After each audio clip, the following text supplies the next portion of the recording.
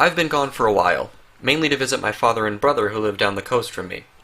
During that time, I ended up meeting with his newest girlfriend, who had 4 kids of her own.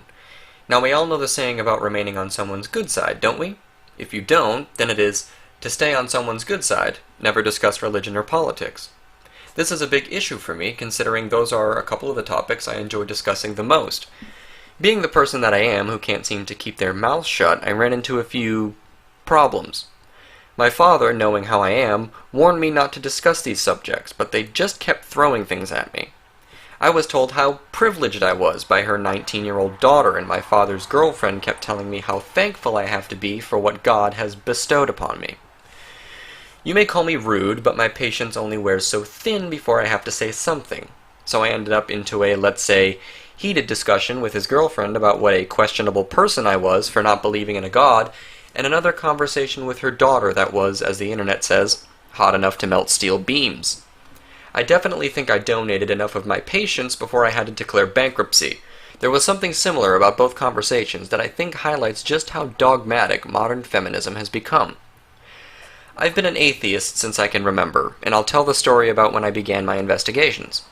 I was a 10-year-old bespectacled boy who befriended a Mormon, and the only time we were able to spend together was at his church, so I began attending. I never became a member, but I attended the services. Beside the point, I noticed a time in the service where everyone would pray. They would bow their heads in the hopes to telepathically email God their thoughts so he might hear all of the sycophantic thankfulness emanating from their gray matter. And on multiple occasions, the man delivering the service would claim that he felt the warmth of the Lord's presence.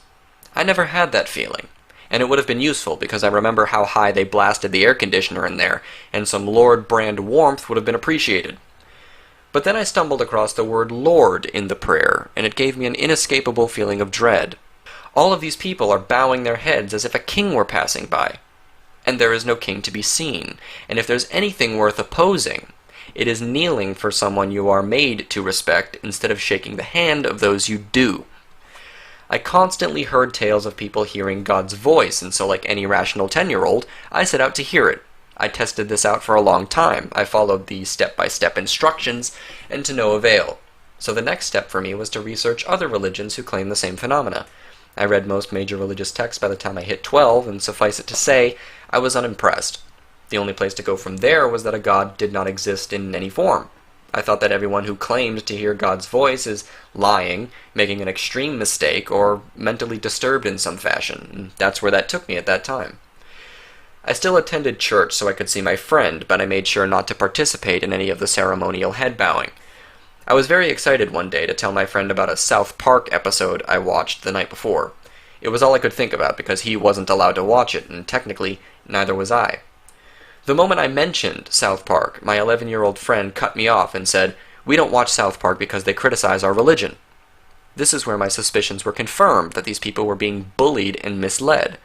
They aren't even allowed to question or criticize to begin with, never mind if the criticisms are intelligent, stupid, misguided, sharp, dull, boring, or anything. The criticism can't even be observed and evaluated. And since the conclusion I came to was that a God doesn't exist, or at least there's no evidence to support such a claim, then the intellectual bullying had to be coming from somewhere, either the parents or the preachers, I ended up guessing. But it's probably different in each case, maybe a combination of the two. Anyway, after that conversation I had with my father's girlfriend died down, there was a hint of disdain in her voice for the rest of the visit, but she'll get over it. What does this have to do with modern feminism? Well, her daughter displayed the very same behavior, but about a different subject entirely. She was discussing how easy it must be to be a man because of patriarchy, and even mentioned gender roles multiple times throughout the visit. If she wasn't a gender studies major, she definitely sounded like one.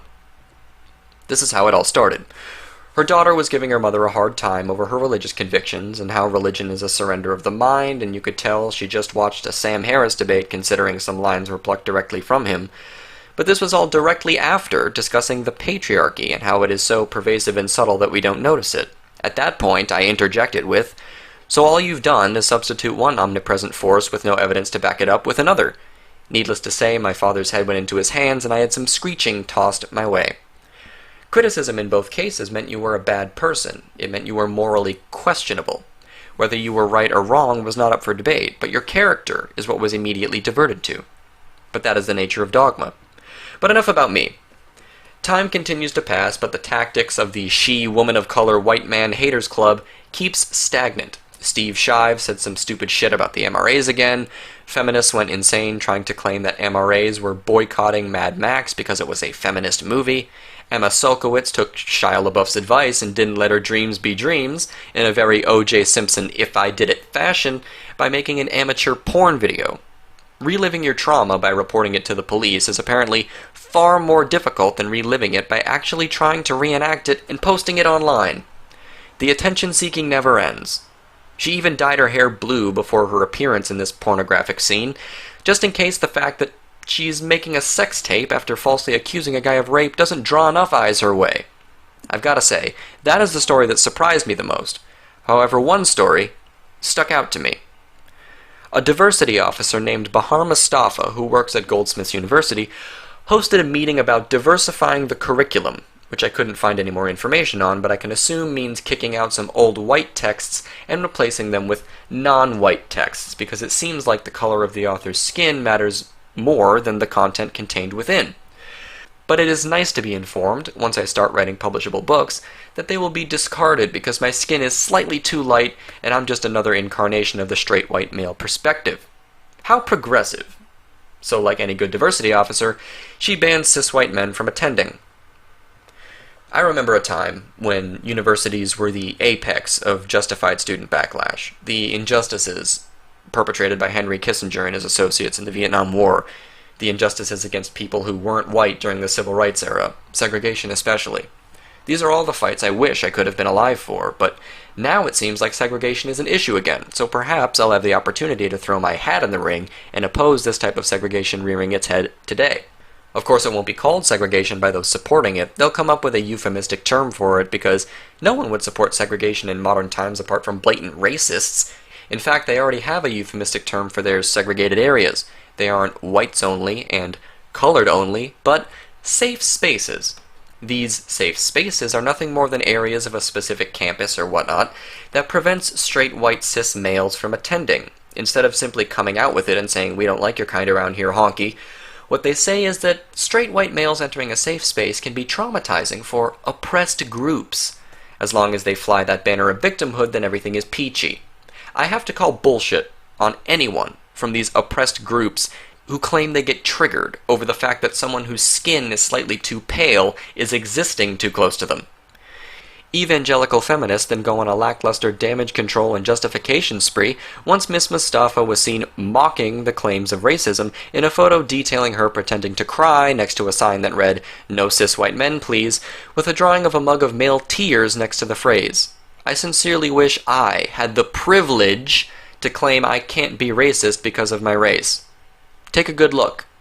Does she look like a woman of color to you? Because I can't see it. I'll just assume she's Middle Eastern based on her name. But alas, privilege is a fickle friend. In my humble opinion, the only response there should have to be is a hearty "go fuck yourself," but it seems that not being in support of obvious segregation by race, sex, and sexuality makes you a whiny annoyance to those who wish to exclude you. I'm talking to you, straight cis white men. You are just a thorn in their sides. Recognize your privilege already so we can do any type of immoral action to you, and that way you won't oppose us, and we won't have to feel bad about being racist and sexist all the time. Are you feeling the privilege yet? I'm trying to think of a previous time in history where a certain group was taken out of the moral sphere, where a particular group of people had injustices perpetrated against them because they were perceived to have all the power and influence. Fascism and communism come to mind. Of course, I wouldn't make that connection if they merely excluded white men from a particular room or area. I'd simply compare them to white supremacists and segregationists. It would be quite easy to label her a fascist, considering she did say, "kill all white men," in addition to banning cis white men from a diversity meeting. I mean, come on, insert your favorite George Orwell quote here. But there are a few things I want to address as well. With that being said, I have no idea why the police were called in to investigate. I knew there were hate speech laws in the UK, but I had no idea they were this strict. And perhaps there are details I'm unaware of that the police are, but starting an investigation because someone said stupid, hateful things online seems a little over the top to me. I am an advocate for free speech, which would include hate speech. It gives me no joy to see hate speech criminalized because that means there must be an arbiter that decides what is or is not hate speech. But I never set myself up as a moral role model, and I lose no sleep over the fact that Bahar Mustafa's posts are getting investigated. In fact, I'm quite happy that this is happening, because the irony of it is that they will need to be held to the same standards that they wish to set for others. Finally! If they want broad definitions of hate speech under the law and restrictions on speech under the law, then they need to abide by the same law. Now, if it were my decision, there would be no law such as this in place, but if there has to be one, it should at least be applied as equally as possible. And it does my heart good to see a racist anti-racist being investigated for spreading racial hatred. I mean, my goodness, you can taste the irony. Mustafa was also documented calling a student activist white trash using the phrasing, "LOL assumptions, look at your post, you're actually white trash and I can't be fucked. Laters!" She has since apologized for that statement. In the description of this video, I will link a press conference, I suppose you could call it that, she had attempting to intellectually justify her bigotry. Mustafa is using the defense that her kill all white men statement was an inside joke that helps oppressed people overcome their strife. But unfortunately that won't be a viable defense, now will it? If you are a diversity officer who supposedly supports racial equality, maybe you should hold off on those hilarious and ironic calls for genocide based on race and sex. Just advice. Also, you don't understand irony. Mustafa must be begging for some freeze peach right about now, huh? Frozen peaches aside, perhaps this will teach some of these social justice warriors, modern feminists, and idiotic radically left university professors that maybe laws against this type of thing shouldn't be on the books. But we always know they have another intellectual magic trick to pull, and they will most likely start saying that the law against hate speech shouldn't apply to hateful speech against privileged groups. These privileged groups being selected by them, of course. Because we are all aware, at this point, that kill all white men is an inside joke that you all just need to take in your stride. But a poster calling a liar is improper speech that needs to be torn down. If you were an advocate for free speech, then you would support these people putting their own posters up next to this one. But what do they do instead? Cut them down. And they claim they are exercising their freedom of speech by preventing someone else's freedom of speech. Supporting the tearing down of posters is not supporting freedom of speech. It is supporting precisely the opposite. I'll be damned if I let some cowardly yet insidious people claim that they have the moral high ground while they prevent the speech of others. All at the same time calling that speech misogynistic and victim-blamey. Even if that were true, what gives them the right to prevent it from being said and heard? Is it all right for me to start ripping down feminist posters? Or do your morals only apply to other people?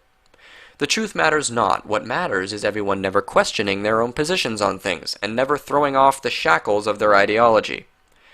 And if you try to argue against them, or you believe truth takes precedence over the delicate feelings of adult human beings, then you are morally inferior.